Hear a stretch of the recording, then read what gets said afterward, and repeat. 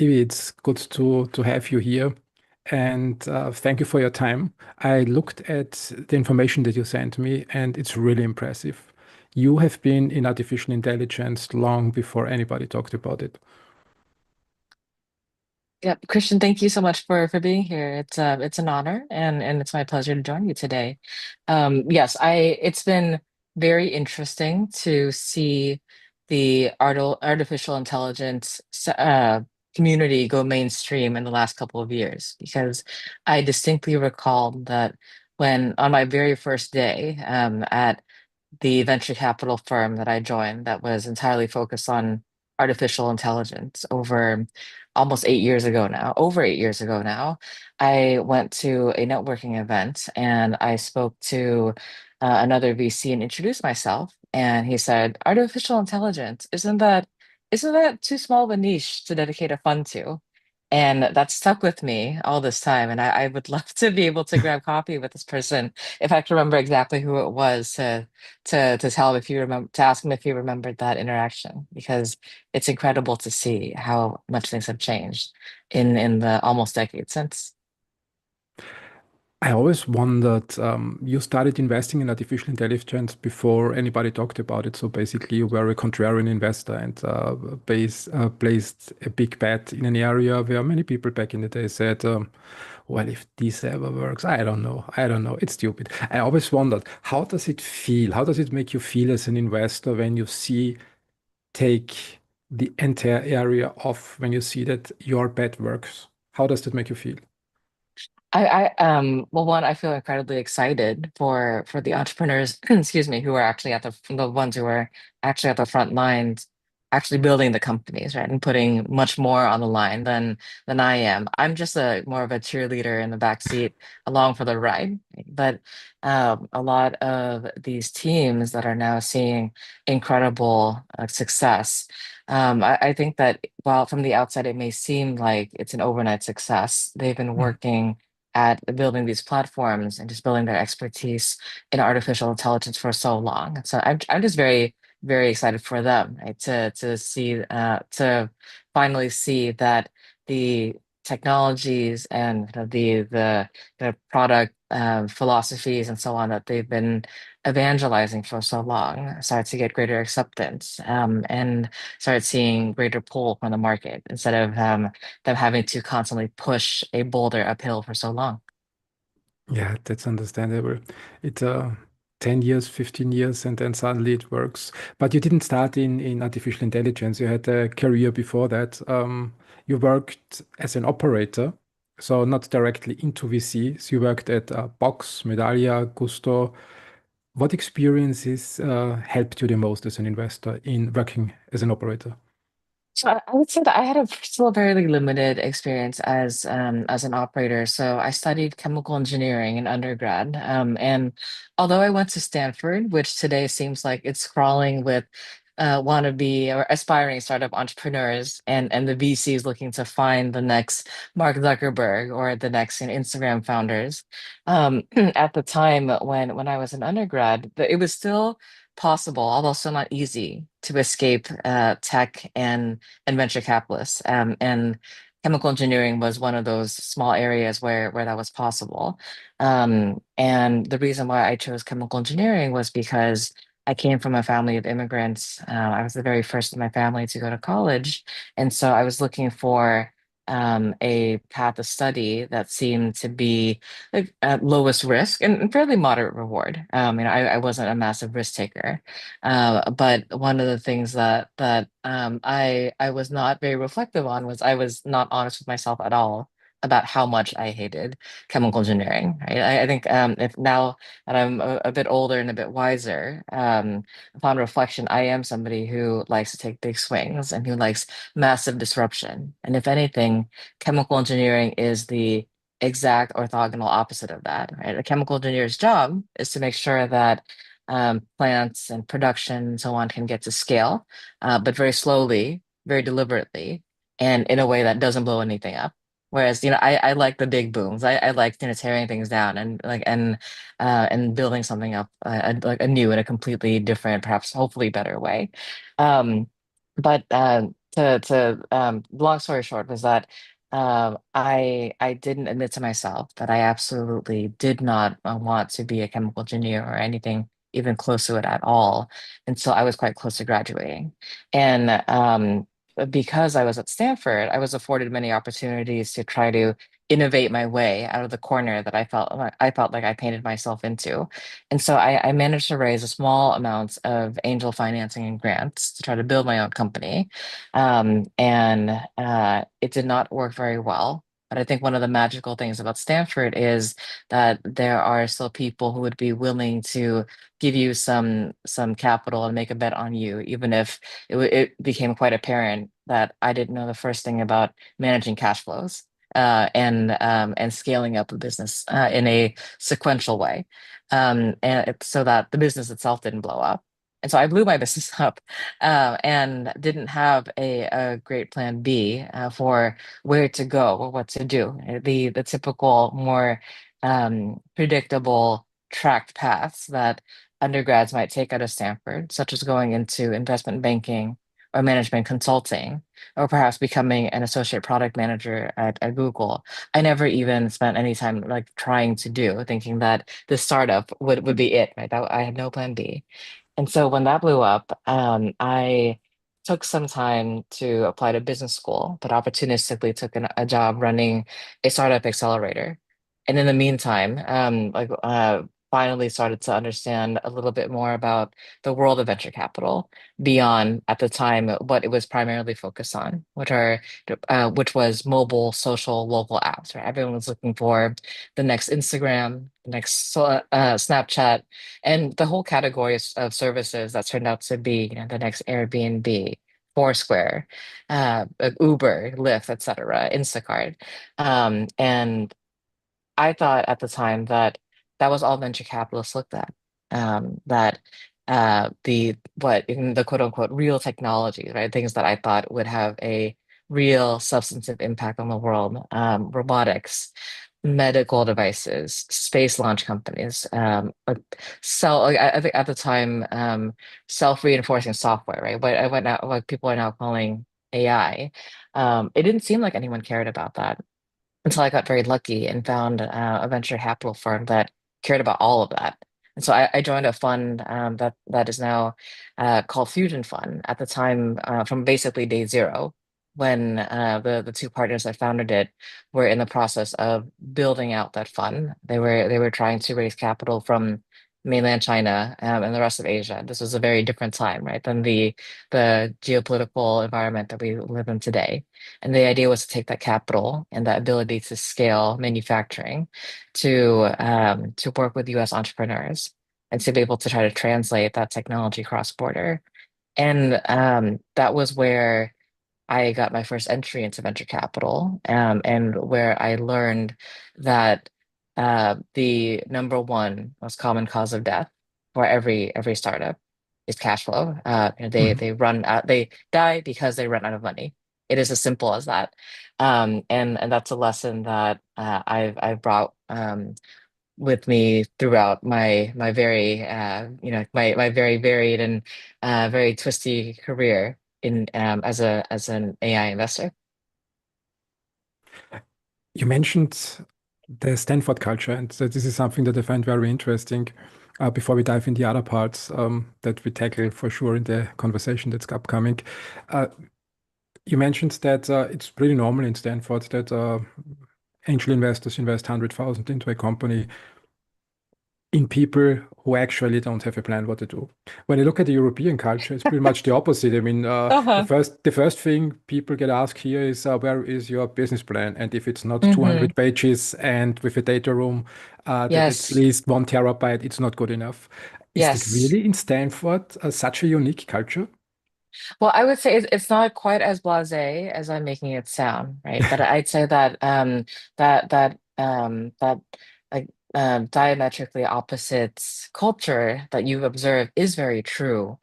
Stanford, and I'd say Silicon Valley, Sand Hill Road as a whole, has a very long-term, big picture vision. And if the Mhm. big picture vision is there, if you can convince me that no matter how we get there, and we can figure it out, even if there's not a clear 0 to 1 plan today. If the long-term view is that we are going to tear down and completely remake a 10 billion, 50 billion, $100 billion industry, or that this new product, this new widget can create demand for an industry that may not exist, but is so universal, right, in its applicability that it could be a multi-billion-dollar outcome, then I think that you can find very many people who would be willing to throw some support, to make a bet, to buy that lottery ticket, even if that plan from getting from 0 to 1 is completely unknown. Mm, Um, Whereas in other innovation markets, and I'd say that it's not just Europe that is guilty of this. I'd say this is true even for many innovation and startup communities in the US outside of outside of core Silicon Valley. Um, Local investors tend to uh, very reasonably, in my opinion, right, ask for a lot of rigor in the 0 to 1. We want to know how you can get to cash flow break even. We want to, to return to that point I said about, well, what is the number one cause of death for startups, right? It is running out of cash. How do mm, you throw out as much free cash flow as possible, as quickly as possible, so that you can maintain that's so that you can gain control of the business. You can gain control of the fate. That is what gets I think very reasonable first and like primary importance. But that also comes at the expense of the big picture vision. I found that many investors in other markets would tend to, because of their different risk appetite, invest in fundamentally robust businesses in the near term, and trade off on the scale of the vision. And so I see founders who have been quite successful launching an MVP, and they probably are actually tackling problems that are multi-billion-dollar problems, if not $100 billion potential outcomes. But because they are so used to having to overly prepare, like and anticipate all these questions to an incredible level of robustness for their local investor audience, who gave them that initial round of financing. When they go to Silicon Valley, all of their answers are focused on the near term. This is what I've done so far. This is how I'm going to de-risk things in the near term. This is how I'm going to increase margins.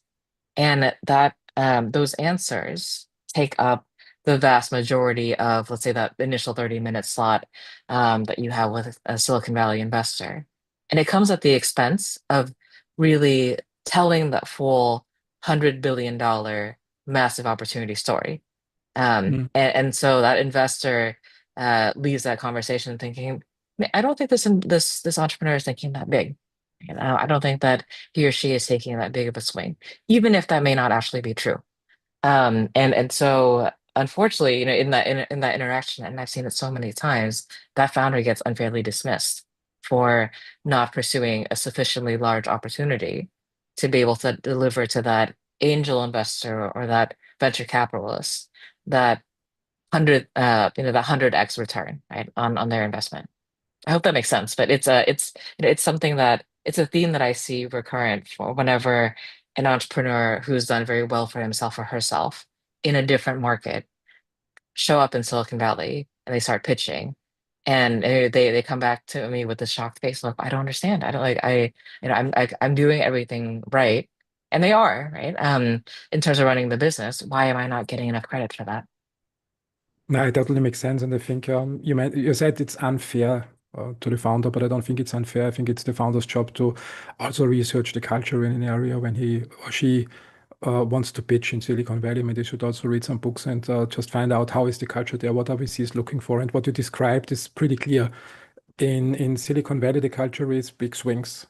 Hmm. You want people that define new categories, that have ideas to transform entire economies at the end of the day, like Nvidia did in the Hmm. 90s, or like Apple did in the 70s, or Microsoft did in Hmm. the 70s. What you don't want is incremental progress.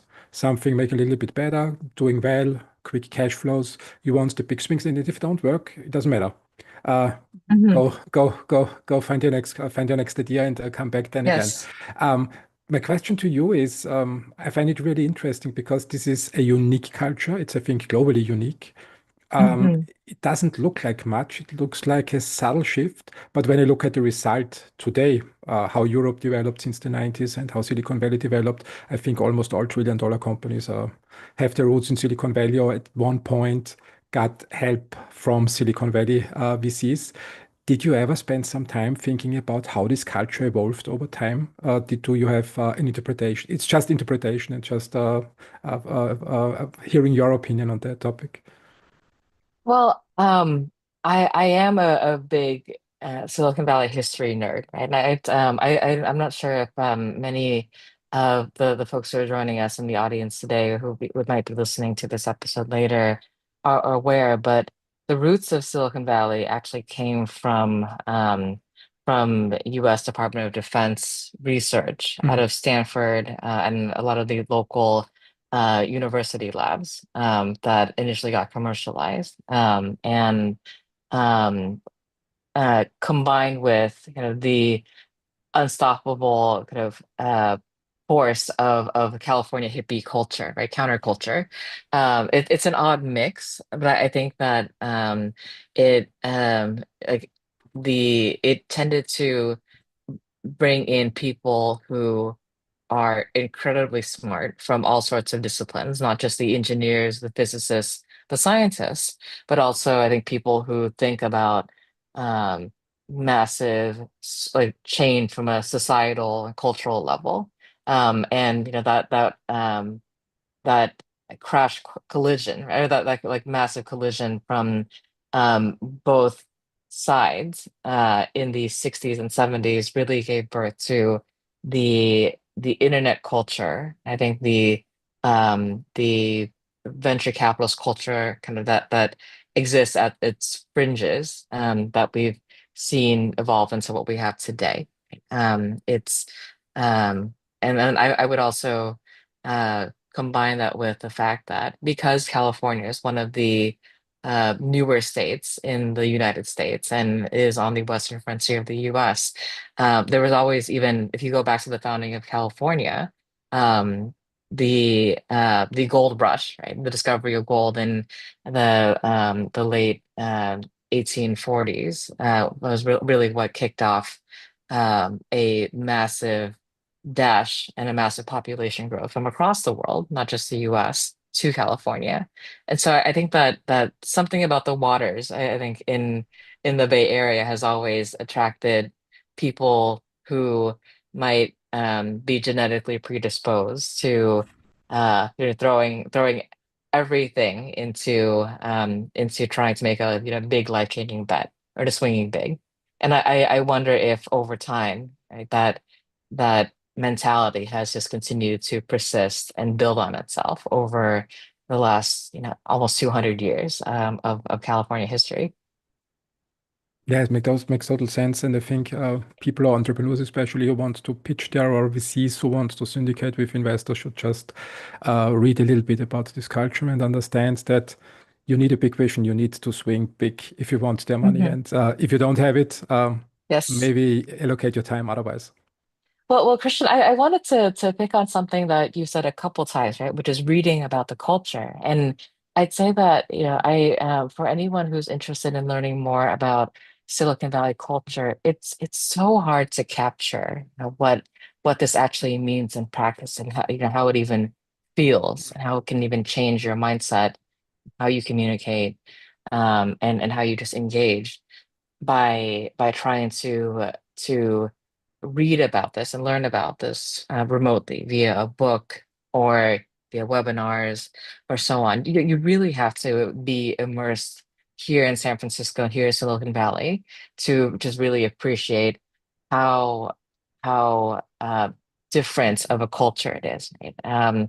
Even like I started us down this thread by talking about some of the communication norms, right? Of a founder whose company was born in Silicon Valley, and was funded from the cradle by Silicon Valley investors versus investors in other markets, being implicitly trained to focus on the big picture versus instinctively or being explicitly being asked to focus on the near-term fundamentals at the expense of the big picture story. But like that's something that kind of behavior, I think, is very much something that you learn via osmosis, right? Mm.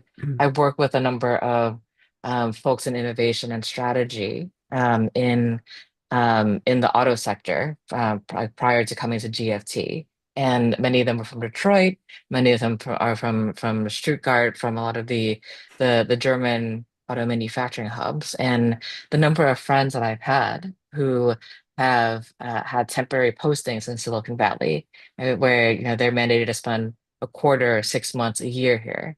Just the first couple of weeks, right, of having landed in Silicon Valley, the number of serendipitous conversations. They might be sitting at a Starbucks or a Blue Bottle coffee and taking a meeting only to opportunistically look up and overhear in the table next to them, right? Somebody pitching like exactly the kind of solution that they've been looking for, for whatever mandate it is, or getting invited to a hackathon, or getting invited to a humanoid robotics fight club, right? And like just the kinds of things that you actually encounter having boots on the ground here and actually getting to really immerse yourself into this culture and just the heartbeat of Silicon Valley cannot be replicated in my opinion uh, by trying to capture it in a book or in a podcast or so on.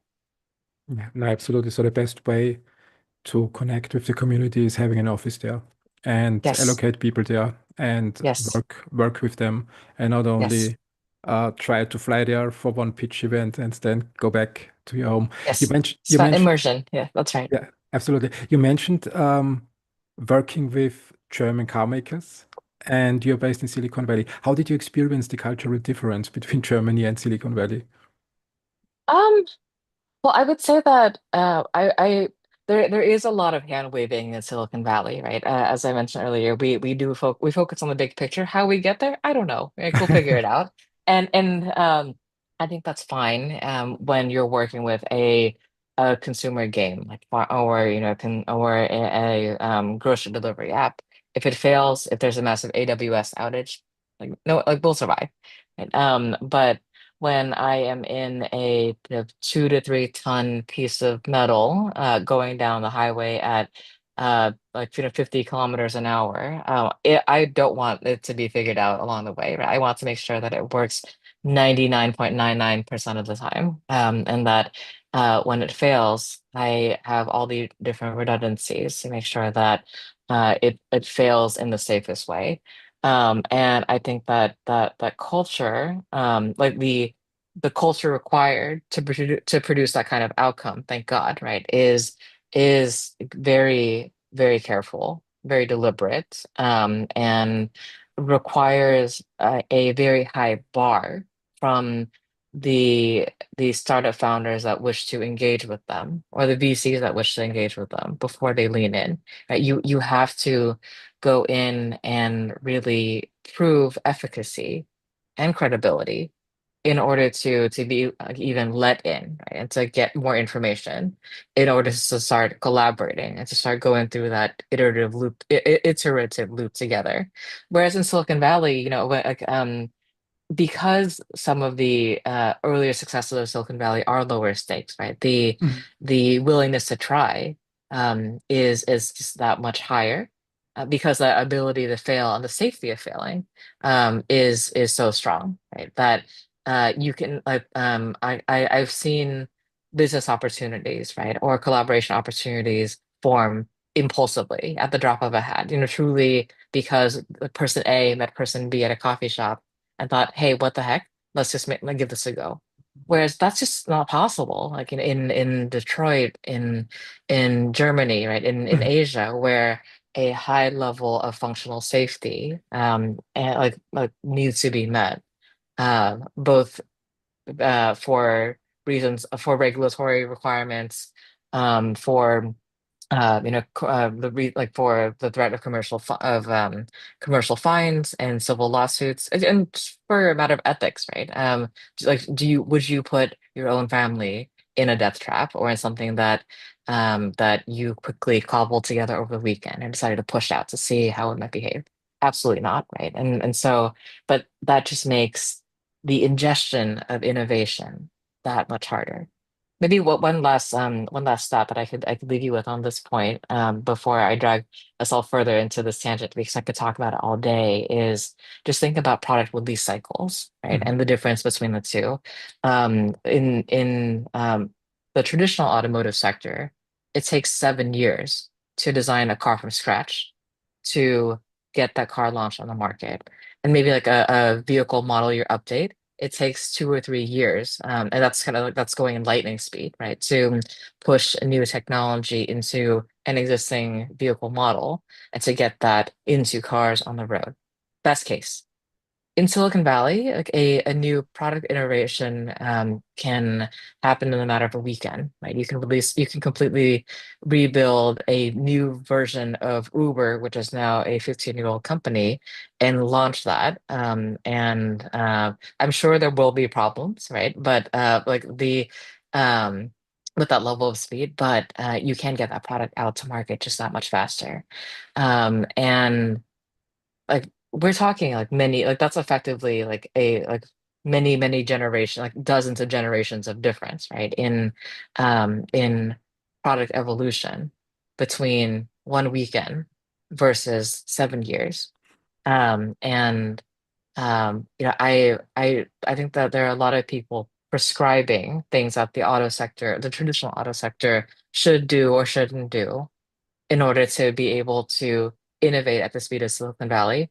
I'm not that smart, and so I won't presume to give any advice to myself. But something has to change, right? I'd say about the traditional 7 year loop, because like it's very different than the speed at which Silicon Valley is ingesting new technology and engaging with the state of the art. Yeah, and I totally agree. I think the difference, I mean, especially for Europe, it's crucial to change that. And I think for me, the difference is big corporation thinking and small company thinking. Just puts the innovation in a small company, lets them try, and if it works, move forward with it. And if it doesn't work, just throw it away and try the next one, which is Mm-hmm. not so easy in big corporation politics. Yep. Uh, I find it's really interesting, these cultural differences. I mean, at the end of the day, it's just people working together. Mm-hmm. Then the people form a unique culture, and then 1 or 2 decades in the future, you can observe how different the outcomes really are. Yep. Talking about culture, you mentioned in in your material, excuse me for a second. You mentioned in your material that you grew up between Vietnam and Silicon Valley. How did these cultural differences influence your decision making? Oh, I don't think anyone's ever asked me that question before. I'd say that Vietnamese culture, at least the southern part of Vietnam where I grew up, is very more similar to how you and I have been characterizing the European startup culture, right? Which is it is it is fairly insular, it's very community driven, everybody knows everybody. And so there's a bit of, anti-tall poppy syndrome. You don't want to stand up, you don't want to stand out too much. And because everybody is in everyone's business, you also don't like you are discouraged from taking too much risk and rocking the boat, because when you fail, it's not just your failure in isolation. Your failure has ripple effects onto your family, your immediate community, and so on. And so that sense of shared responsibility, and that sense of shared risk is kind of, I think, a different orientation than in Silicon Valley. Whereas in Silicon Valley, like it's more a matter of uh finding time, I think, just that much more precious, right? So the number of board meetings that I've been in where I think the consensus in a um product discussion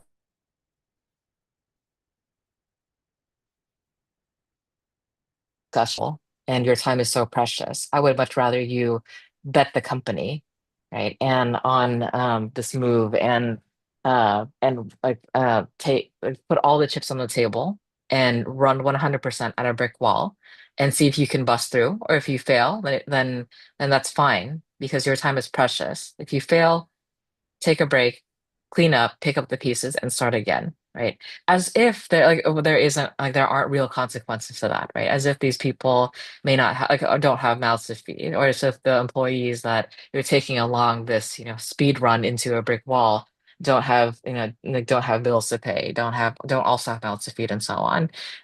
It's it can be very uncomfortable, right? Just hearing this and thinking, well, yes, on the one hand, from an investor's perspective, where my job is to make the big bets and to cut our losses on the ones that aren't working. Like, yeah, this is the right advice to give as a board member and as a friend to the entrepreneur. Um, but on the other hand, there could be like this might be a team of 20, 30, 300 people, right? Whose jobs like are on the line here. It is very uncomfortable. Like it is a very like that. I think that cultural difference makes the I think the impact of the kinds of decisions that I am involved in supporting and in driving just that more acute. Yeah, failure culture is pretty different outside Silicon Valley, Hmm. also here in Yes, that's Europe. right. Yep. When we look at your career, AI is the guiding star in your career. And let's look at this space now with the next couple of questions. I'm curious to hear, was there as a moment in your life where you decided that AI is it? This is the one thing that you want to pursue. Was there a single decision-making moment? Um, I don't know that there actually was. I think it was something that I built very strong conviction on incrementally. But I'll tell you how I got my start in AI. So I'd mentioned that my first job in true VC, not just with the startup accelerator, was at a firm called Fusion Fund. And at Fusion Fund, if you have a chance to visit their portfolio page, Fusion Fund looks at everything in deep tech, literally nuclear fusion, but also Mhm. medical device, Mhm. robotics, AI, rocket launch companies, brain implants, you name it. And when I was starting out in venture, I was also simultaneously learning how to practice as a venture capitalist. Like, what is a term sheet? What does a cap table mean? What is pay to play, et cetera? Right? Not just the technical terms, but how to apply that in different deals. And I was simultaneously trying to learn about effectively the entire universe of companies, right? And of technologies. I didn't know up from down, and I couldn't figure out, well, why was I like, why didn't it feel like I was making any incremental progress? I didn't know how to tell a good company from a bad company Mhm. beyond how well a founder was able to articulate his or her story. And I was only finally brave enough to admit this to my first boss in venture just probably 3 months ago when I had lunch with him. But I actually passed on Coinbase two Oh, times really? because I didn't know what I was looking at. I remember having conversations first with one of the earliest investors in Coinbase, and they just kept throwing out all these terms that didn't make sense. I'm still not convinced that blockchain as technology has any near-term business ROI yet, right? But I was just trying to get to, well, but why? Like, why would you want to have like a crypto wallet? Like, what is this crypto thing? Um, and so I declined that first meeting. And then I was at some young person in tech like get together. I think it was a party one evening at someone's home, and I was sitting next to Brian Armstrong, the founder and CEO of Coinbase. I just thought, I don't think this guy must be on something because like I only understand maybe three words of what he's saying. Mhm. I had no idea what this is. I'm not going to pursue it. I think he's crazy.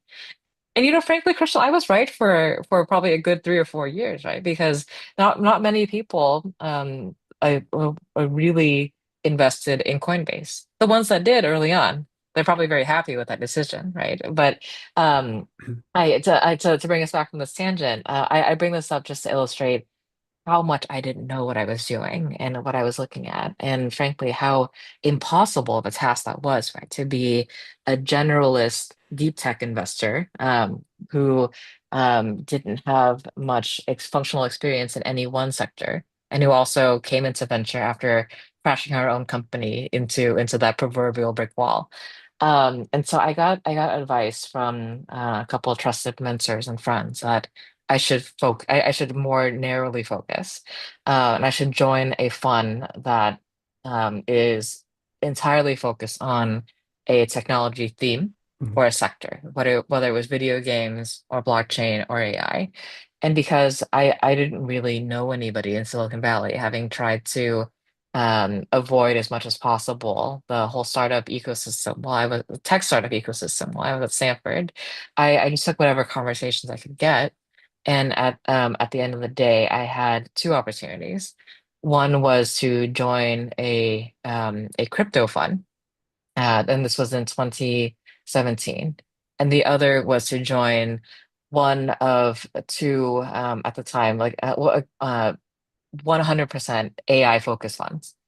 Um, and I made the decision on just on the basis of like I think what people are calling vibes now, right?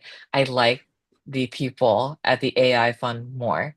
Mhm. I thought I could learn from them more, and there were more words that I could understand, frankly, about AI and the business value.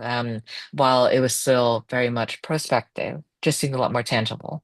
So it felt like a coin flip at the end of the day, right? But that was how I got into AI in the first place, and started learning a bit more about both the differences in technologies as well as kind of product architecture and so on compared to enterprise SaaS. And over time, just kept following my instincts and building on that in a compounding way. Until 8 years later, here I am. But there frankly wasn't one clear aha moment that I thought, I should pursue this 100% of the time. This is real. Like it was very lucky at the Mhm. end of the day. Yeah, so there was no mountain that you climbed and then you had your revelation and enlightenment. I like the stories that you tell about Coinbase. It's very interesting. And I think I'm crypto. horrified thinking back on it, especially given how the company's done. Yeah, but when you look at Bitcoin, it's even worse. I mean, just imagine investing in Bitcoin 2010. I think it Oh was yes, 1.0, that's right. 0 0.1 or something dollars. Yep. So a big opportunity. And in 2017, when you decided for AI, there was this crypto bubble. So everybody was talking, I mean, here in Europe, everybody was talking about crypto, but you went for the contrarian bet. You looked at artificial intelligence. And when I think back to the material that you sent me, did I read the number right that you looked at 10,000 AI startup pitches? Yes, I think the number might actually be higher, Really? because I try to meet with at least three entrepreneurs a day. But sometimes that or some days that might be as many as excuse me, 20 25, right? Especially if it happens to be a demo day. And so if I just think back, and I include weekends on this, and so if I think back on the last 8 to 10 years in venture, the number is at least 10,000. Yeah. Really? Yeah. 10,000 in 8 years. That's an impressive number. This means um, you look at pitches every single day. I mean, there's not a single day that you can't work on pitches. Well, there's not a single day that I want to do it, right? It's like Yeah. it almost feels like an addiction because just it is incredible the number of massive, like I hate the word niche, right? Like my like a former colleague calls me the empress of niche because niche implies that it's small. But I think I'd like to use the word obscure. right? Mm. Because small is a bad word in Silicon Valley, right? We like to think big. We like to go for the billion-dollar swings. And just the number of sectors that I had never thought about, I had never even considered to exist, that are driving multi-billions of dollars in spend that exists out there, right? It is just so incredibly fun to uncover that. And so just so fun to learn about the different workflows, learn about the different value chains, just learn about just meet the people, right? Who are trying to bring to fruition innovation and just transformation in all corners of the world and all sectors of our economy. I think about I was just telling a mentee of mine that, as much as there might be things to be frustrated by in the sector, and there's a lot. At the end of the day, I realized that um, every every conversation I have is with the most like optimistic person, right? In that person's orbit, like whether it's a startup entrepreneur or whether it's someone driving innovation or strategy at a large corporate. This is like among like the smartest people and the most optimistic people, just trying to bring something new to life. And I think that that energy is just so special and just like so different than probably almost any other job in the world, right? And so to me, like going through a dozen pitch decks a day, every day, right? The first Fantastic. thing I wake up is not like at all work. It's like it's fun, right? It's like it's Yeah, the yeah. addicting part of my work. Yeah, that's good. That's good to hear. I think they say you need 10,000 hours to become an expert in any area, and in the startup world, it's 10,000 pitches at the end of the day. So it's a busy, and I guess so, yeah, yeah. yeah, I wouldn't call myself an expert yet by any means, right? But it's like I'm certainly trying to put my 10,000 hours in. yeah, yeah, absolutely. Um, what I'm curious to learn from you, I mean, 10,000 pitches, you have a lot of expertise in that area when you look at them and talk with the people and process it and can compare between them. Um, when we have a bubble time like we have now in artificial intelligence, I mean, everybody's talking about it. And when I take a cab here, taxi driver is talking about artificial intelligence. When I go to a pub, they talk about artificial intelligence. So it's really mainstream now.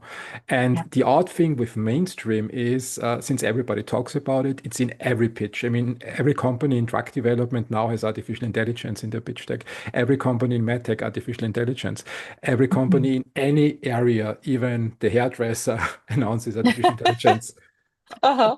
Did you develop a method to separate the wheat from the chaff to get a pile of really true innovation in that area and can weed out fast and with precision those who just copycats and not real innovators and are likely to not work out?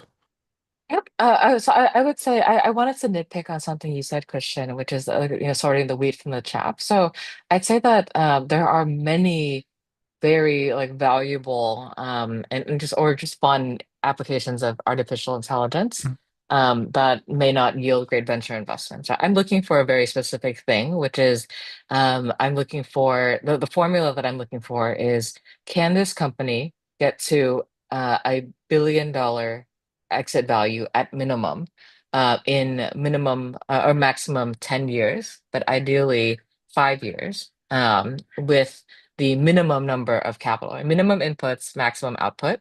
My hypothesis, my firm's hypothesis for how you would do that is to find companies that have access to proprietary data and can use that data to generate a reinforcement loop or reinforcement layer that leads to or is highly correlated with a improve like a compounding product performance improvement over time. So as you accumulate more customers, you accumulate more data, you use that data to further and further fine tune your models that gets you credibility, that gets you access to be able to deploy even more models to set off more of those flywheels. And over time, your out of the box performance just gets that much better over time compared to some like a follower, right, who's behind you or a copycat. And that because that data is only generated with continued engagement with the models, there's no way that no matter how much money SoftBank, right, might be able to throw at you, like even $100 billion would not allow you Mm. to a copycat to brute force and replicate that level of performance, no matter how many, $10 million signing bonuses you might give to an AI, the best AI researcher, et cetera, et cetera. And so not every application of artificial intelligence can build that.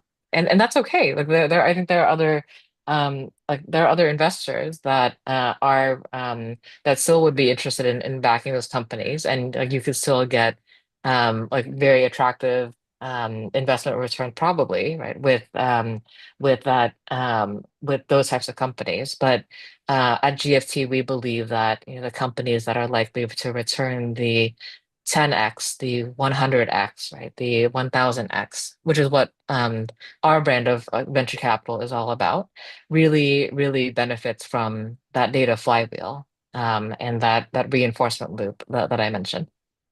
Mm. So to understand you right, when you look at the pitch that it qualifies for your fund and you say, Mhm. take my time for a second and third meeting and look deeper into that and talk with my partners, you want to see a big swing and a clear pathway to a 1 billion valuation. So this is one of your hard criterias. And then importantly, in under 10 years, right? Because in venture capital, the fund life cycle is designed to return capital to its investors in 10 years. Like I'm an investor, but I also have investors to answer to, right? And Mhm. I only can keep having a job and keep having capital to invest if I make money for those investors.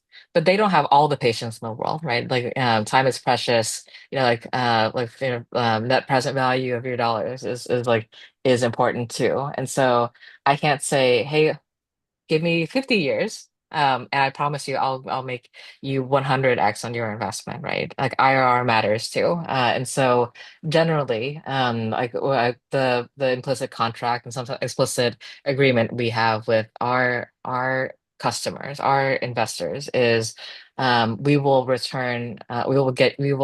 do our best to get you that 10x return Mhm. in 10 years time. And so I'm like I because of that have to filter for companies that have the ability to grow to that level of return in that time horizon. This is still not mainstream know-how outside Silicon Valley. So in Europe, I'm always startled that many founders don't understand that a VC has to return capital to their investors and has to beat.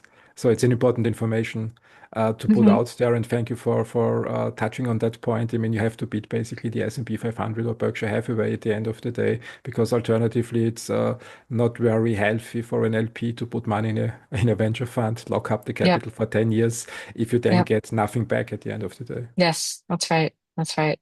And I think the it's not a very well kept secret, right? But if you actually look at the average venture fund, they lose money, right? And Mm, so venture is very much a high risk, high reward, but I think on average, like fairly volatile asset class, or very unreliable asset class.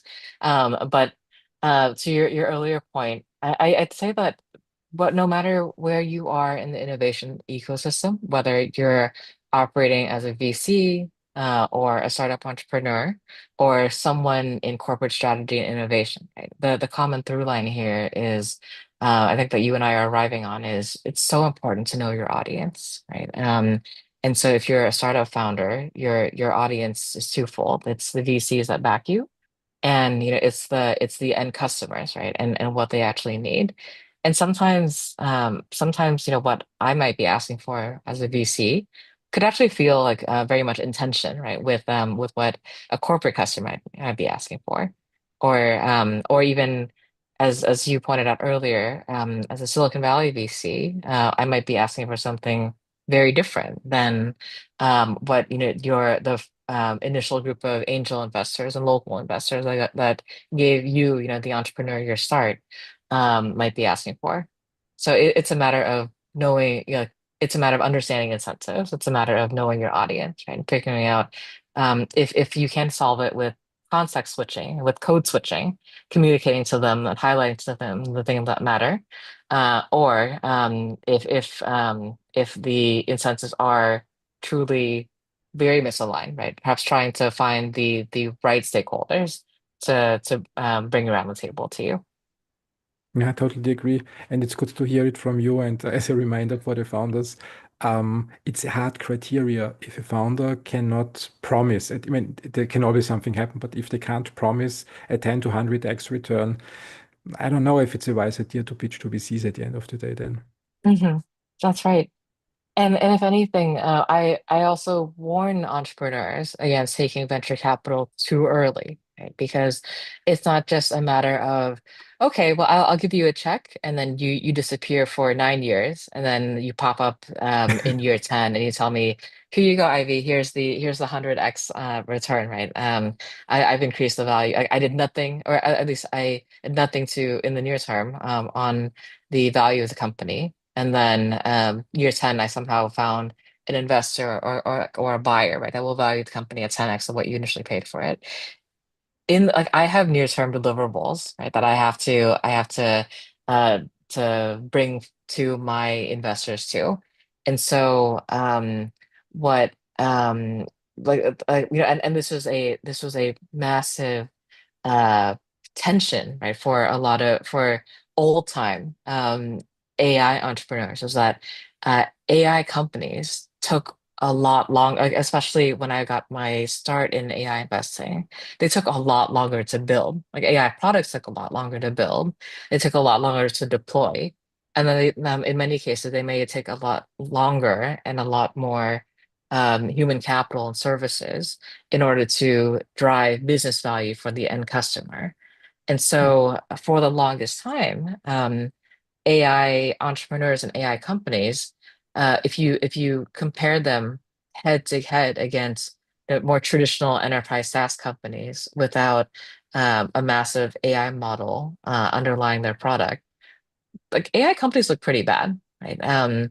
Compared to like a classical SaaS business that's operating between, let's say, 75 to 90% margins, your only cost really is your cost of cloud, right? But things that can be deployed in a couple clicks or like in a self-serve way. So you push that work onto your customer, et cetera. By comparison, AI companies might take 6 to 9 to 15 months to deploy from an initial contract. Oh my God, right? Especially if the contract is only 1 year long.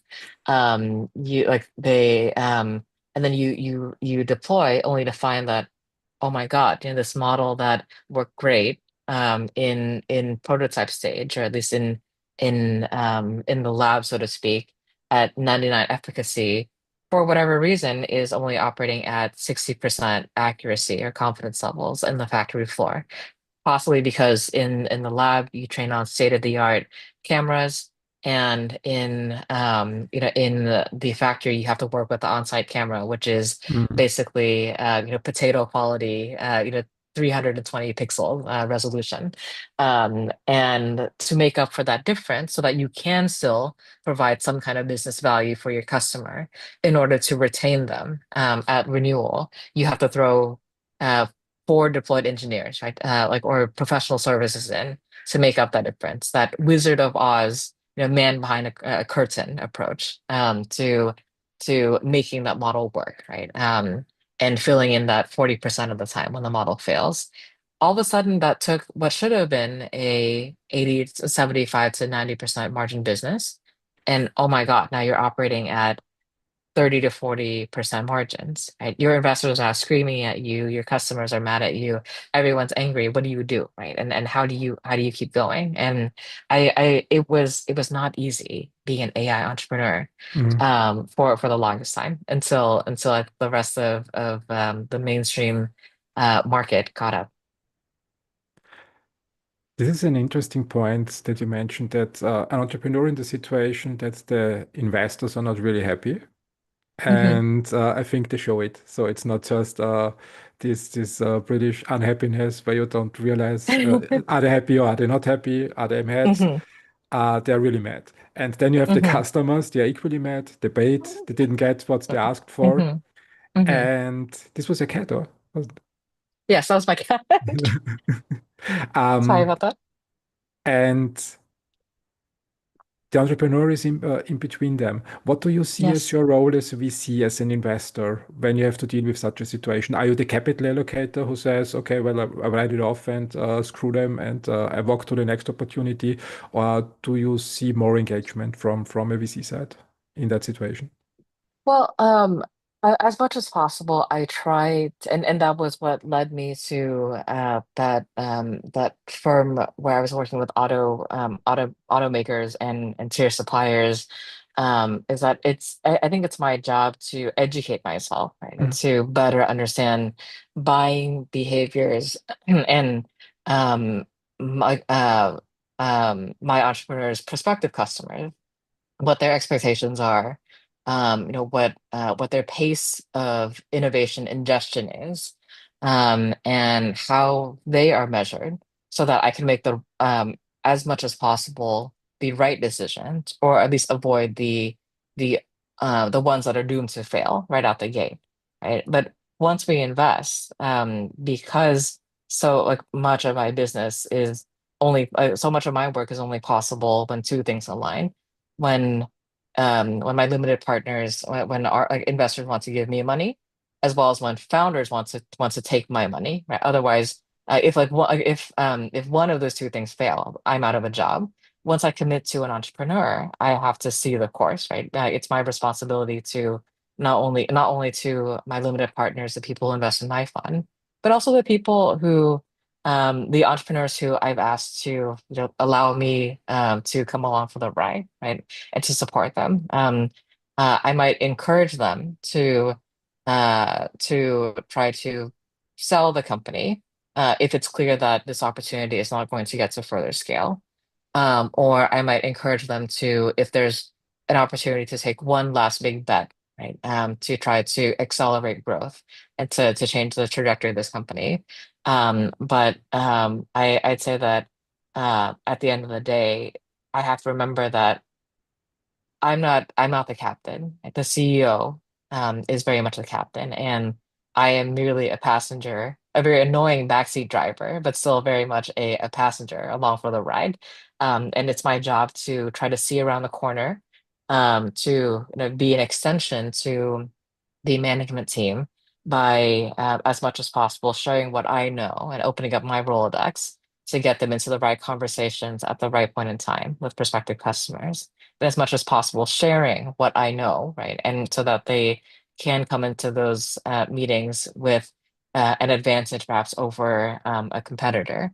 But at the end of the day, like I know that unfortunately, like as much as I'd like to think otherwise, um, it's not my show to run, and I'm not the one who's actually in charge. Mhm. That are good points. So you see your role as a VC not only as a capital allocator and a cheerleader, but also to open your Rolodex and help people get the right contacts. Yes. But Yeah. you draw a line. So you are not stepping into the operator role and say, "Now I negotiate for you." So you make contact, but then you let them run with it and Yes, that's work right. things out. Yeah. Yeah. The entrepreneur is king, right? I think that that isn't yet an, that's another major difference in Silicon Valley culture versus, other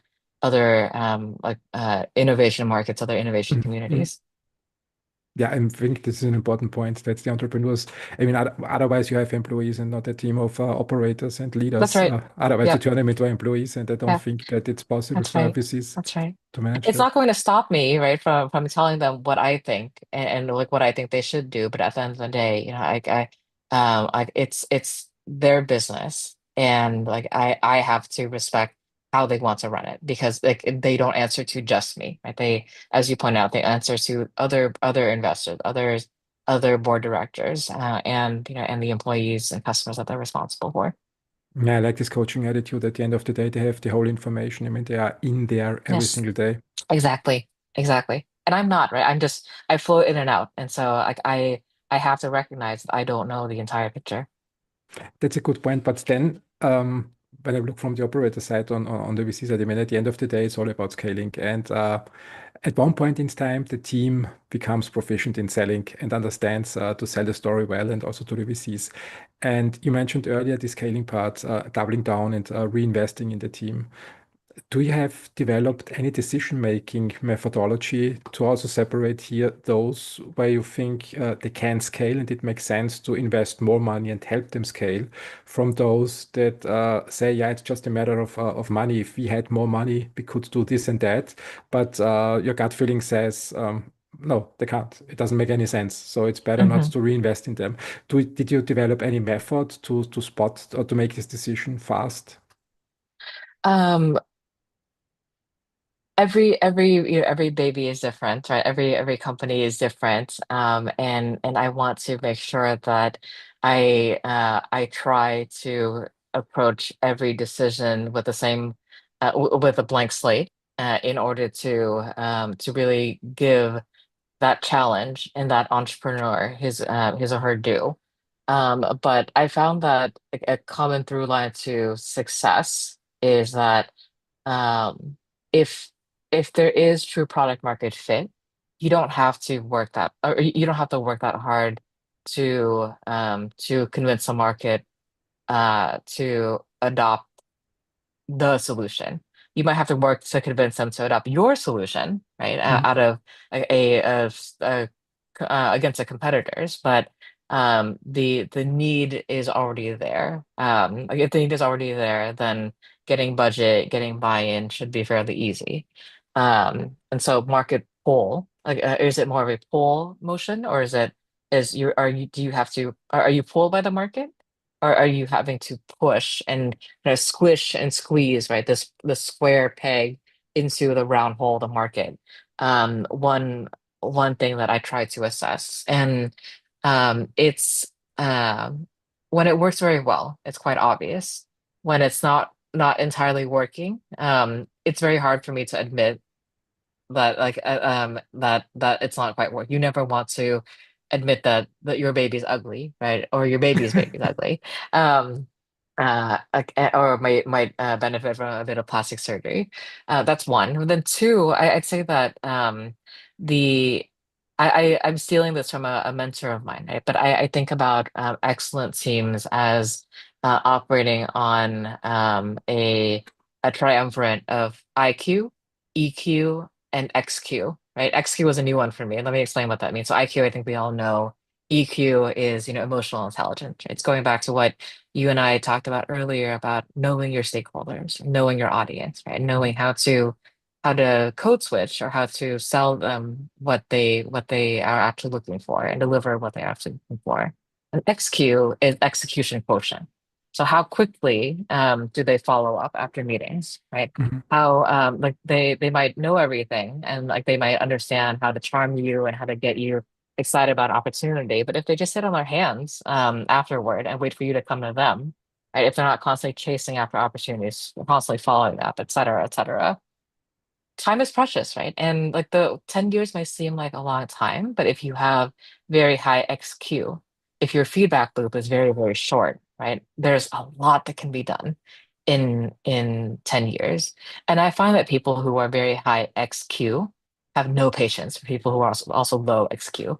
And so the management teams that index very high on XQ tend to move very, very quickly, right? And I think to your earlier observation, is it true that most like many Silicon Valley venture capitalists would much rather um, fail quickly and move on to try the next thing? Absolutely. And I'd say that is why high XQ founders are so attractive, right? Is that they are more likely to hit the accelerator and go straight into that brick wall, hoping that they crash through to the other side, or hoping that they bounce back and can try again if they don't make it through. I like this XQ term. It's totally new to me. Yep. IQ, EQ Yeah, is I love it clear too. XQ, and makes Yep. absolute sense. Yep. Yep. I love it too. I've been using it like constantly since I've heard it. Is there any book or literature to read about it, or is this such a news content No, that's nothing published? in case anyone is wondering, I got this from Tony Palchik, who leads innovation at Zebra Technologies. So Tony, if you see this, thank you. I don't know where Tony got it from, right? But there's lots of Yeah, Tony-isms that Tony that Sims. He should Tony write should it. write a book. Write a book about it. Write a book about it. It's good. I'll let him know. I think it's good. It's a huge differentiator. And when I look here at Europe, at the bureaucratic systems Hmm. that are anything but high on XQ, they are high on Hmm. politics, which is Hmm. understandable in their situation. But as a startup founder who wants to work with VCs, execution is everything. I think this is the core Yes, message. yes, that's right. That's right. You mentioned one point that would like to pick from what you said. You mentioned earlier that the market pool is a good indicator of a potential scale-up success. I would like to question that. Is it really the market pool that indicates that? Well, when I think about the Nvidia story, for example, I mean, in the 90s, they almost failed as a graphic cards company. And then Jensen took this bet on CUDA in 2006. And when I look at the books, so books have their value for reading. Um, the stories that are in the NVIDIA way, for example, Dai Kim and in other books, Sebastian Malaby, they always say that in 2006, his stakeholders were not really happy with that decision. Who said, I mean, Uh-huh. you work with scientists. Does that really matter? They are Hmm. not, I mean, universities are not the best payers. They have budgets, Hmm. but they are bureaucratic, they are long. They look more at cheap innovation projects. Yes. And he doubled down and he went in and he sacrificed margin as a public company. And the Nvidia story before 2022 was not a huge success. It was always this graphic card company and they have their Hmm. cycles. And yes, you need chips, but one dies, the next comes. And Yes. it took off in 2022. And when I look as a public market investor, when I look at the Nvidia story and would say, I justify my investments with market pool, I say it was not really there until 2022. Now we have this trillion-dollar company. Now it's the most valuable company in the world. But Hmm. before 2020, it was just up and down, up and down, up and down, and more Hmm. up than down. Is market pool really a good indicator? Yeah, it's not the only indicator, right? And I think a great that's a great example to bring up. I'd also would love to suggest Amazon, right, as another very similar Mhm. example where Jeff Bezos was famous for his shareholder letters, where he was on the defensive for many, many years, right, because Amazon just would not turn a profit. And you have Wall Street analysts just sitting here scratching their heads, what the heck is this guy doing? And where is this all headed? And I think it took a very long time for Amazon also to get to the mass, so to go from an online bookseller to the online everything store, right? To the Mhm. massive, um, like both like physical as well as digital conglomerate that it is today. So I think you're absolutely right, Christian. I think that that's absolutely fair. And I think it's also this might be a good time to also point out that venture capital is really only the beginning of the story for many massive legacy tech companies, right? My job is to just get you started and hopefully make my investors a ton of money along the way. But many of these lasting platforms, they're really only on their first act, even 10 years in. And the truly massively transformative businesses, on the scale of NVIDIA or an Amazon. As much as Silicon Valley likes to idolize speed, and like the 10-year innovation cycles, they like innovation could take like massive fundamental changes in innovation, to the point where we are rewiring our economies.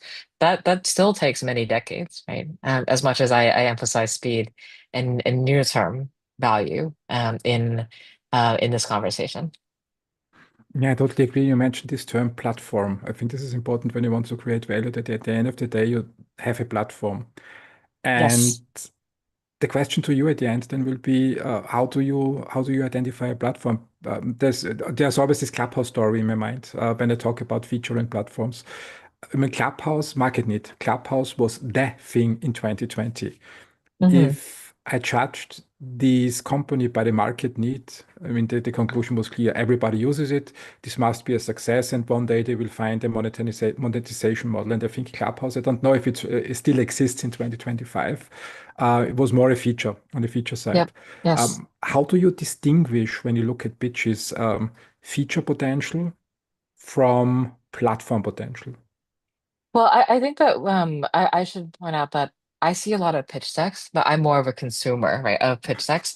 I'm like, if any startup founder comes to me and they say, "Well, where should I take this?" We are going to be in for a world of hurt and disappointment because I am not I'm not the visionary, right? Mm, I will poke. I am the detractor. I'm the person who pokes holes in your vision, but that's something that that actually is a major filter that I use to go through my opportunity funnel. Like the best entrepreneurs have an interesting initial MVP, or a feature of some kind, that does something really interesting that gets them a foot in the door. But behind that MVP is a multi-year vision, right, as to how that allows, like, this initial wedge allows them to get to that next workflow and that next workflow and that next step in the value chain.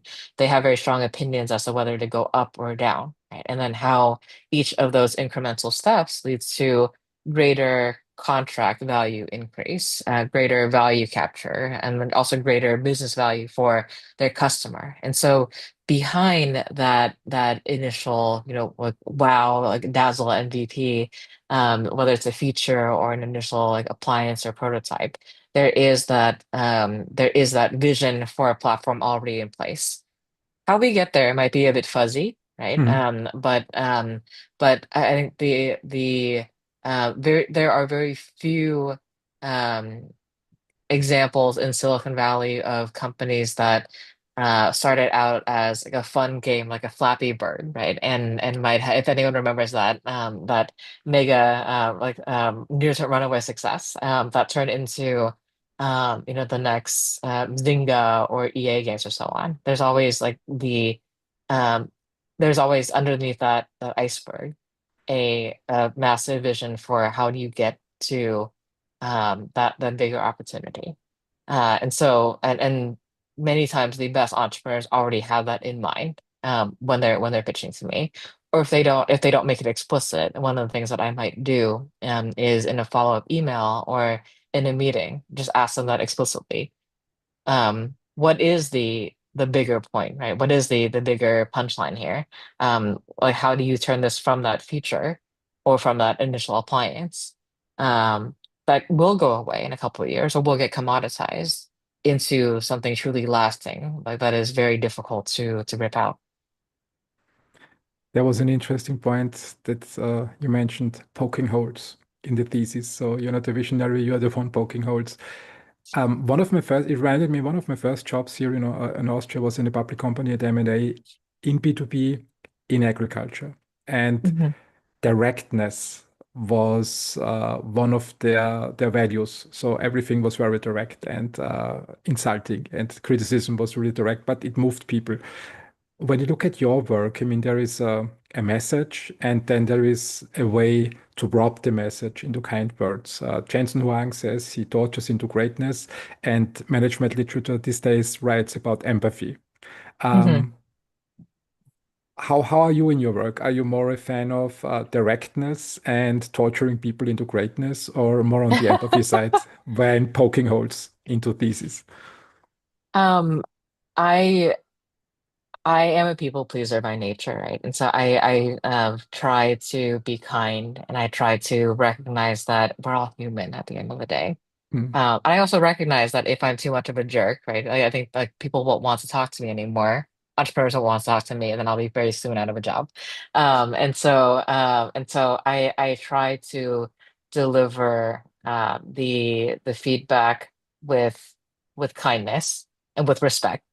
But because I have limited time and I also respect the founder's intelligence. I am direct, right? So I'm not I'm not going to, torture people to get them to greatness. I don't have the time for that, especially when it's an entrepreneur that I won't be able to invest in. But I'll at least try to give them feedback, which is, um, hey, this is not like I can't move forward with this because as a we make a decision, at least at GFT, as a collective, right? We're not lone wolves where if I wanted to make an investment, I will make an investment no matter what my partners say. I have to get them on board too. Mhm. So I will frame it I might frame it to an entrepreneur as, hey, I see what I see why what you're doing is exciting. If I have the time, I'll say like, and this is what I love about it. But at present, I don't see the bigger picture platform, or I am worried that historically, companies that I've seen in this space tend to have a leaky bucket issue with customers, right? For every two customers you onboard, you lose one and a half. And so I'm not going to bring this forward today because I don't want to take that risk, but I would love to see you come back and prove me wrong, let's say a year from now when you hit this number of customers or this level of revenue. As much as possible, I try to take at least a couple minutes to think thoughtfully to give that some thought and say, this is what I'm looking for, this specific metric, and this is what I'm going to use that metric for, right? It's not just voodoo. Um, and if you can prove me wrong, right? And I'm Mhm. open to being wrong, then or I want to be wrong, then come back and show me, right? And then I will continue the conversation. So as much as possible, I try to frame it as it's a no for now, but this is the key. And if you're going to continue to pursue this idea, to moving forward to the next step with my firm. Does that make sense? Yeah, yeah, absolutely. And before we move to your fund, to your decision-making criteria and how your fund is set up and what you do on the market, one final question to this empathy and directness scale. When we put it on a scale and say one is directness and 10 is empathy, how would you rate the Silicon Valley culture? Is it more on the directness side or on the empathy side these days? These days, especially in 2025, I'd say it's more on like it's probably like one. It might even be 0.5, right, in terms of Really? directness. Well, Really? because things are just moving so quickly, Yeah. and I think like it seems like a lot of the market uh is coalescing around AI. There's Silicon Valley is very high in XQ, right? And if anything, probably might be a bit lacking in EQ sometimes. Very high IQ, very high XQ. Mhm. Sometimes need some work on EQ, and as a result, I could see I've seen people perhaps be overly dismissive, right? Or sometimes not necessarily as willing to collaborate because they were too fast to dismiss an opportunity or an entrepreneur. Mhm. So, for anybody who wants to move to Silicon Valley, either as an investor or as a founder, if you want to execute fast, it's the place to be. Yes, Uh, but have a thick skin. So it's not easy. yes, It's not easy, and that's right. yeah. Have a thick skin and keep showing up, right? Mhm. Keep showing up. Keep. I go back to that brick wall metaphor. I keep banging your head against that brick wall. Not the door may not like open, or you may not loosen like that first couple of bricks, but you will find or you will eventually find a way in, or as in the process of beating yourself up to a pulp, you might remold yourself into something stronger that with a better idea that might have a better chance of getting in. Mhm. Yeah, it's like the Chinese Shaolin temple, as it was in the movies in the 70s. Uh-huh. You have to sit there in front of the door in winter and wait for 6 months, and finally you get in. Yeah, Um, I like that metaphor. yeah. Let's move to your fund. How would you define your fund? So, GFT Ventures is a brand new venture capital firm, and we aim to build and hopefully, if we do our work right, and if we have luck on our side, we hope to build a multi-generational firm that invests in entrepreneurs leveraging frontier tech and the massive tech shifts to transform sectors. Right? And while we are very heavily prioritizing AI companies in our first fund. That's not all of what we do. But with this first fund, my partners Jay and Jeff raised it in 20 at the beginning of 2021. So they were also one of the few people in the Valley to have been early investors in AI, right? I'd say that one of the first true consumer AI companies that the average person may have interacted with was SoundHound, Mhm. that app that allowed you to listen to a song, so to speak, have your phone listen to a song, and it can tell you very quickly, what that song is. Uh, Um, and um, and they were true believers in AI for the longest time. And when they started investing, raising for this fund, and marketing the fund to investors, they were contrarian. So this was in 2021 when everybody was chasing crypto, and I think everyone was looking at enterprise SaaS booms. Mm. And we had the amazing luck to have, so they initially targeted about, like, I think a little bit under 100 million. Because of their credibility, they were able to quickly raise that despite going against the grain on what the Valley wanted to invest in. And they had the incredible luck to have scheduled their final close of this first fund the week that ChatGPT launched. And Oh. then when that launched, oh my God, right? Like I'm a much like less mature person than my two partners. I would have been so obnoxious, but Mm. I think they saw the opportunity, and so they extended the fund a bit more, and so we ended up with a much larger fund size, almost double what they initially set up to raise. So we're currently still investing out of that $140 million first fund, and what we're prioritizing are entrepreneurs who are sector experts who have access to proprietary data, or ways to generate proprietary data to solve very hard problems using AI, right? And in order to massively transform sectors. And so we're agnostic to go-to-market motion, we're agnostic to revenue model, we're agnostic to sector. But so long as we can see that opportunity to build a clear data moat, and to leverage AI to drive clear compounding performance improvements for your end customers, it's fair game. And so if you look at our portfolio, you see a very broad mix from one of our most recent investments is a company called Higgsfield, and they are a video generation kind of AI platform for influencers, advertisers, and kind of the prosumer user. And then we also have companies like Artisite, which is kind of the physical intelligence and kind of overall interoperable intelligence layer for hospital systems and healthcare providers. Right. Very, very different sectors, very, very different, I think, demands of the product, right? But the underlying thesis is that data moat, and is driven by AI.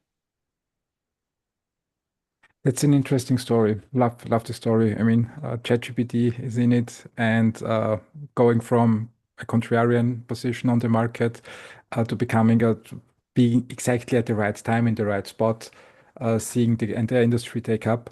When you look at your fund in 2025, you're still investing. So you have Yes. capital on the side that you can invest in companies. Valuations are high. I mean, looking at Nvidia on public markets, I assume in the private markets it's not different. You have a lot of uptake in everything that has AI somewhere in the story. Mhm. How do you identify bets still in this time, or do you sit back idle and say we wait until the hype cools off and come back then as an investor? How do you identify opportunities in this market?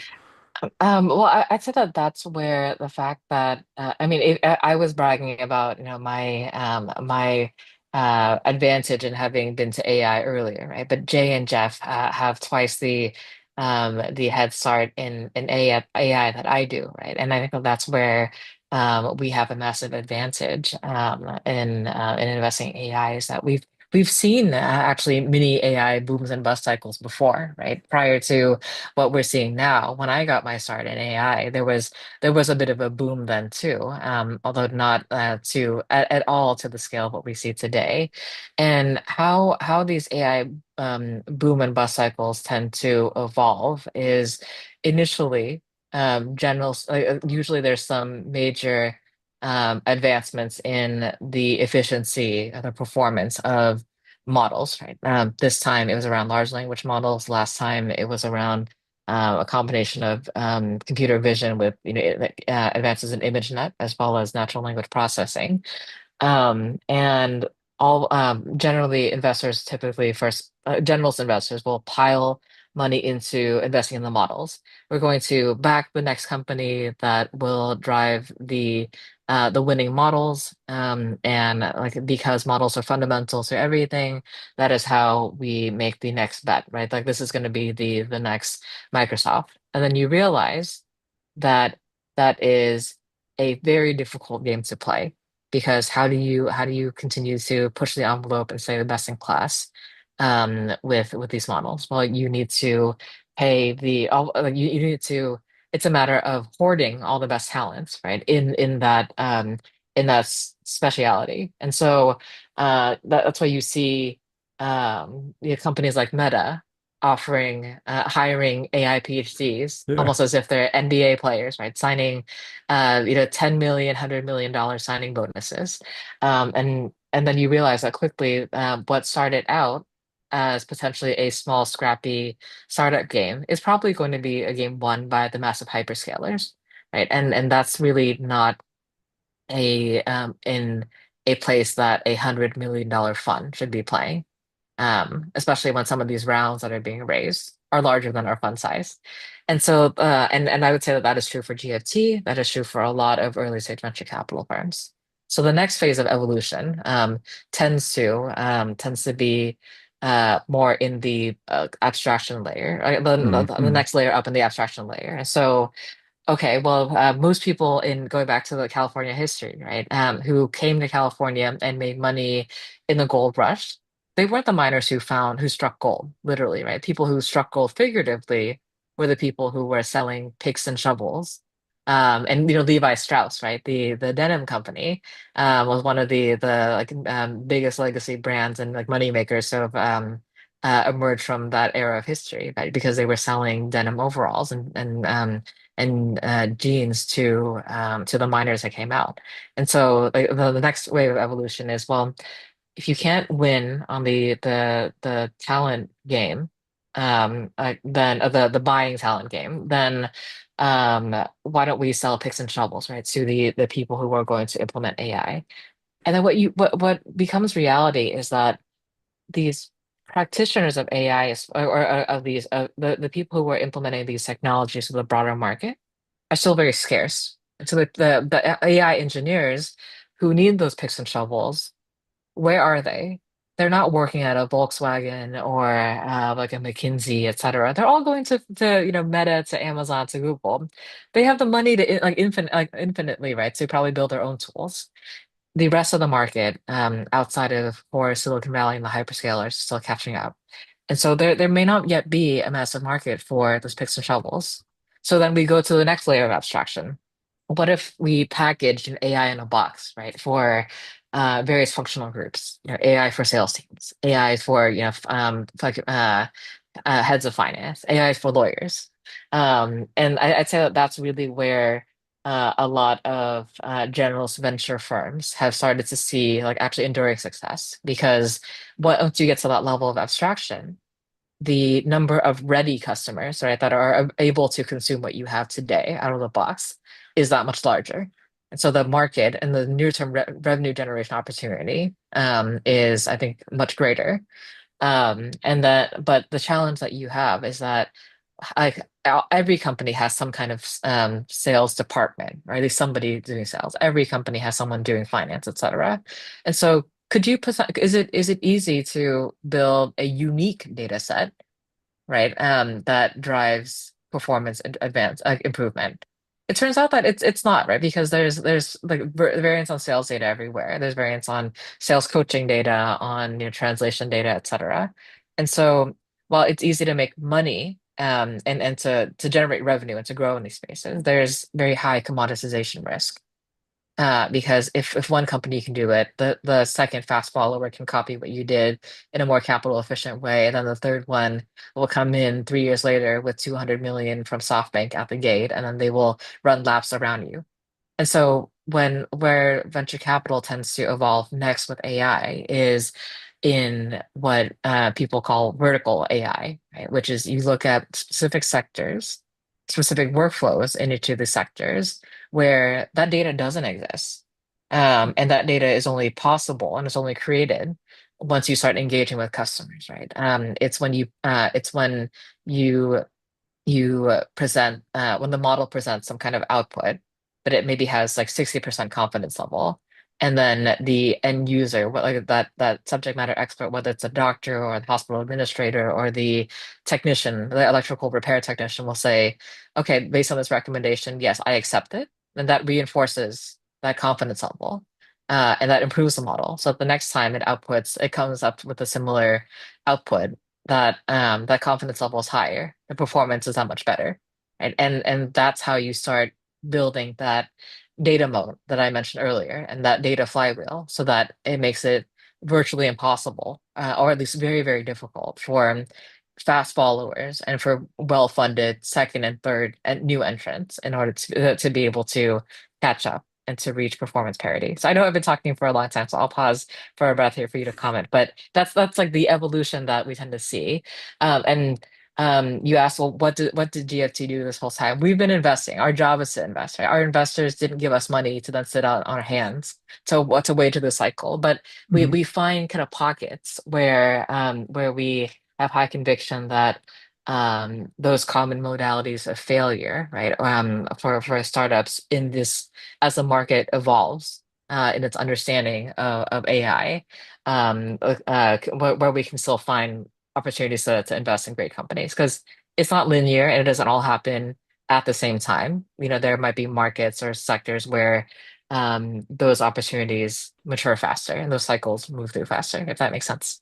Absolutely. It's was interesting listening to you. And you're the experts in that field, and this is where it pays off now these days. You can find the opportunities because you have the experience already for a few decades in that space. So you can differentiate between which part of this industry is hyped and which part still has opportunity and which part needs to grow. I mean, what I find interesting when I look as an outsider on that space is the hardware investment that goes into that space is scary. It's so Uh-huh. huge. It's so huge. Absolutely. Yes.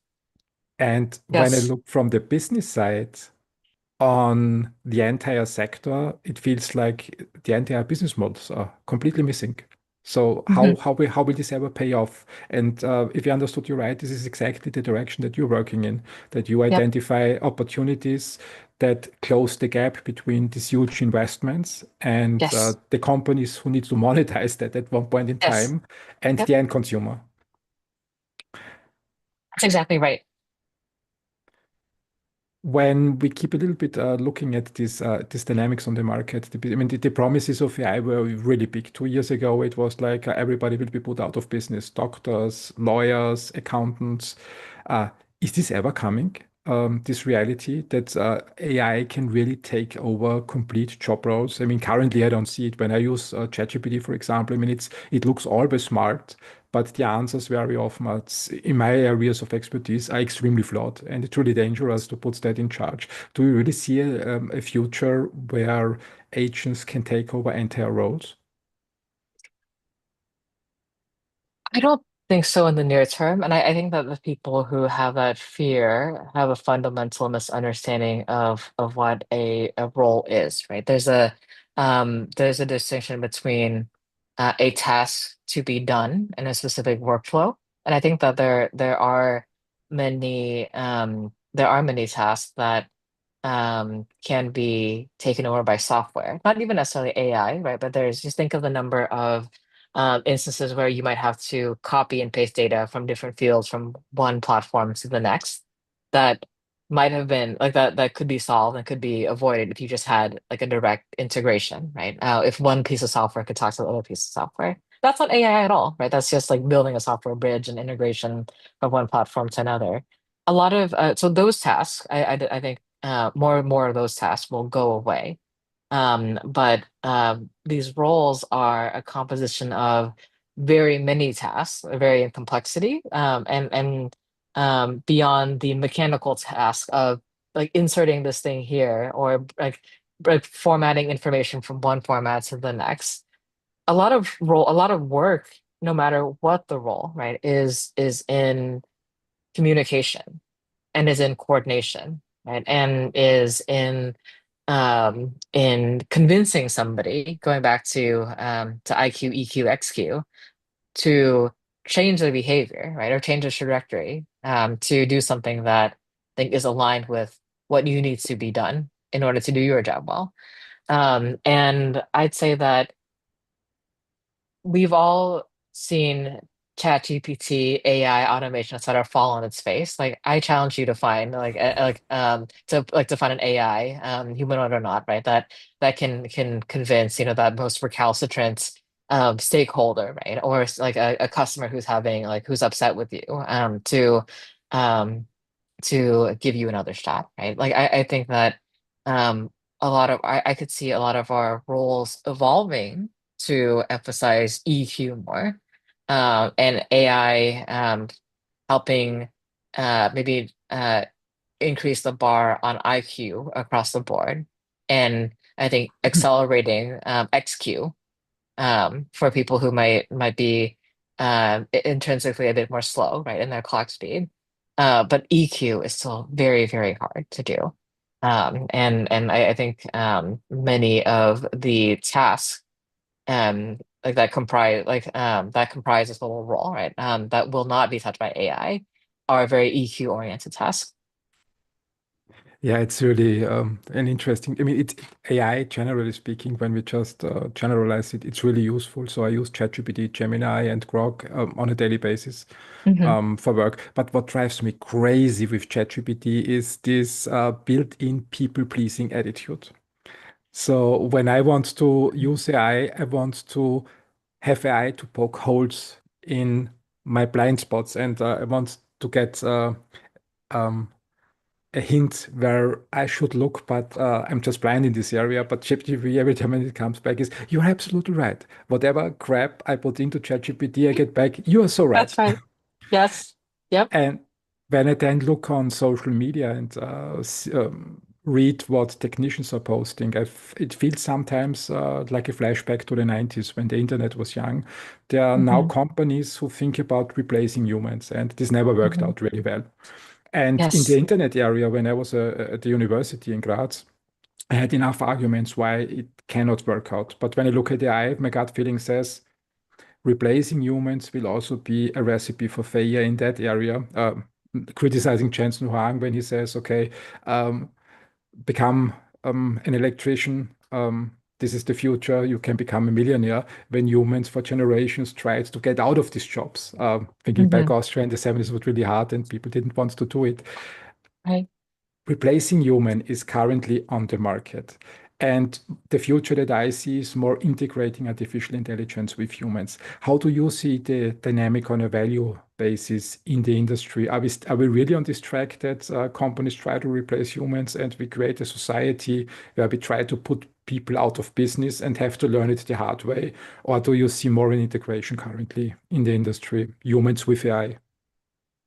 I think that there's as is always the case in Silicon Valley history, there's a massive gap in what Silicon Valley thinks is how the rest of the world operates and how the rest of the world actually operates, right? And I think one of the fundamental challenges of the Valley is that you have people who are very, very good at building software Mm, who have no idea about how the rest of the other sectors work, right? And so like if you have them build software to build more software, as you know, in the case of Cursor and kind of some of the runaway initial applications of AI seem to be, but they're doing all right, right? But you're also starting to see rumbling that actually, this code generated by AI, this vibe coding, isn't that good at all. It's good for kind of the near-term appearance of work, but on net, it's actually creating a bunch of junk code and bloat code, if anything, causing more issues. And I say that that same dynamic applies to every sector that is concerned about being replaced by AI. I think that there are definitely ways that AI will meaningfully change the work, but a lot of the operators in Silicon Valley who may have only professionally grown up, so to speak, right, in the confines of Silicon Valley misunderstand is um, like how these workflows even like are even organized, how these value chains are even Mhm. organized. You can't automate and you can't replace what you don't understand.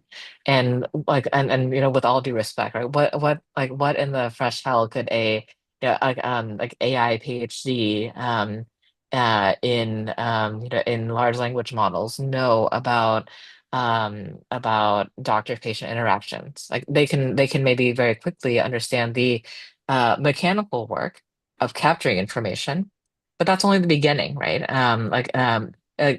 To how does that lead to a diagnosis? And a diagnosis is one thing, but treatment requires participation from the patient.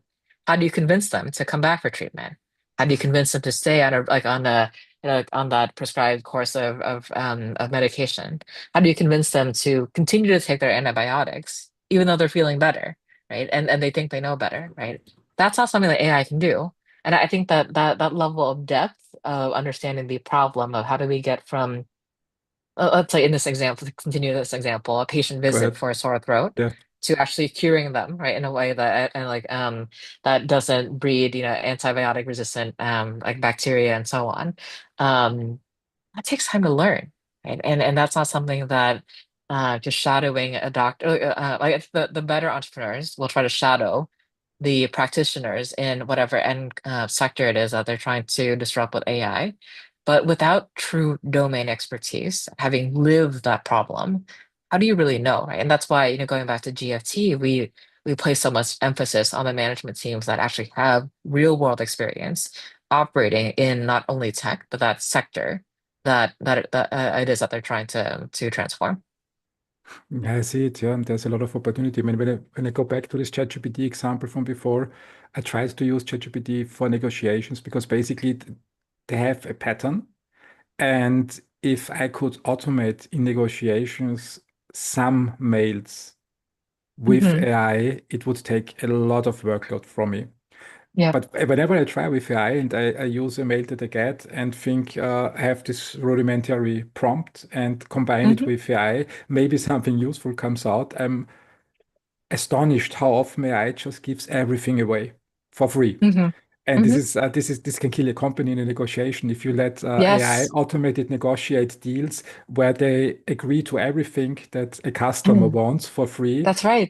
The road to bankruptcy is fast. When I That's got, right. when I used your example that you brought with doctor-patient integration, using AI to motivate a patient for adherence to a therapy, um, sounds easy, but when you Hmm. just make a simple mistake and say, it is time to take your one pill, and it works for 10 days, and on the 11th day, the AI says, and today you need 11 pills. This can be a Hmm. little dose. Uh, do we Hmm. understand you right that in these scenarios, there is where the industry now has a blind spot and needs new startups, new companies who rethink entire workflows and make that integrate well with the economy and AI and connect these two worlds into useful business models. That's Did you right. understand you right? That's right. So what the point that I was hoping to make was that um oftentimes what actually the levers that actually drive business value and actually meaningfully move the needle for businesses in these very specialized sectors is not what you might initially think, right? And so a lot of Silicon Valley likes to pile into AI like patient visit transcription and AI medical note taking and turning that into billing and coding. But it turns out that what actually makes a lot more money for doctors and what actually helps patients is in the coordination of information, right? How do you make sure that let's say in a cancer case, for example, the radiologist, the pharmacist, the nutritionist, the doctors, like there are many, many different stakeholders. How do we make sure that everyone has all of the pertinent information, like up to date at the right point in time, and can actually deliver that, synthesize that together, and work in a coordinated way in order to care for the patient. That's really what moves the needle. That's really what drives the most money and perhaps the most profit. And that's really is what is win-win-win for the healthcare payer, the healthcare providers as well as the patients at the end of the day. And while it might seem like the most annoying and like the most annoying thing to a doctor might be note taking, that's just table stakes, right? And that's not something that actually really drives true business value or even actual like health value at the end of the day. From an outsider, as somebody who might not be a medical practitioner or has had to work in healthcare management, how could you possibly know, right? Like where um, that real sticking point and that real point of Mm. inefficiency is. Yeah, no, it makes sense. I mean, this is a lot of for consulting businesses who can close this gap and then create startups in that area. Yes. I mean, in the past, in the 80s, 90s, um, people also solved the same problems, but it was a disconnected world. So when a company solved that, it was basically their trade secret and nobody knew it. And there was a lot of walls built around that to protect the secret, why they can serve customers so good, especially in consulting. But when I think now in the AI world, I mean, basically everything is a model, is code, is data, so everything is online. And the hard thing is always the first time to solve such a problem that you describe.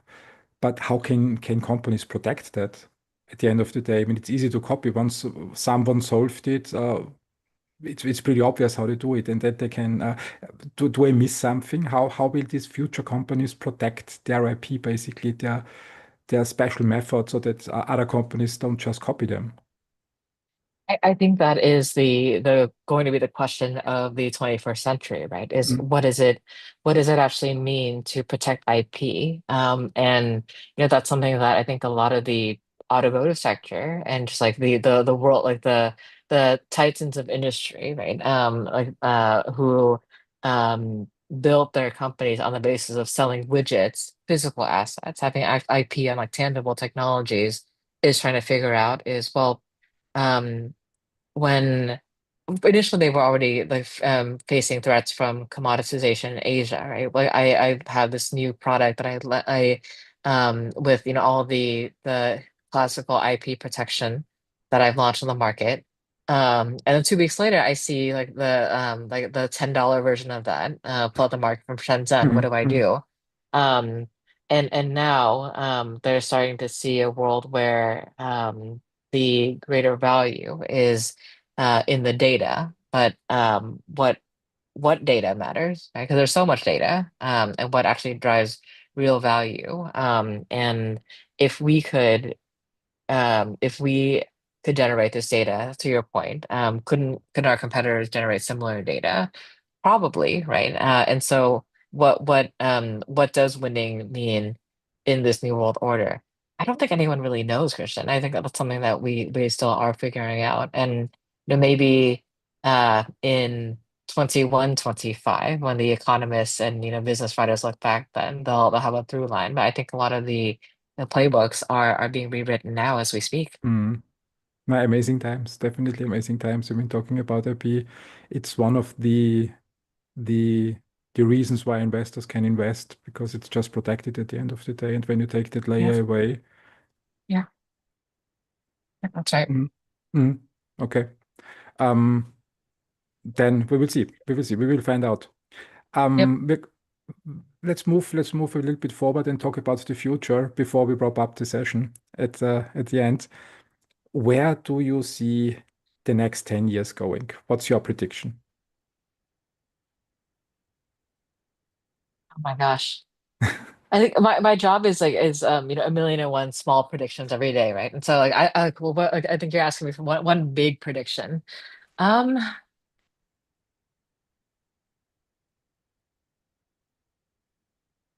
I think that the future is going to come at us faster and faster.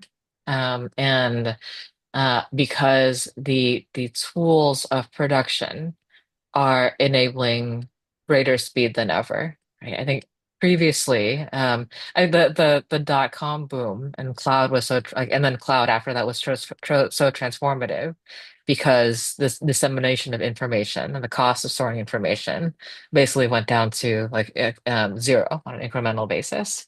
Um, and now I think the cost what's really interesting about AI is the cost of testing different variants and the cost of change is a lot lower, right? And that was like, in my opinion, the next point of friction in an iteration cycle.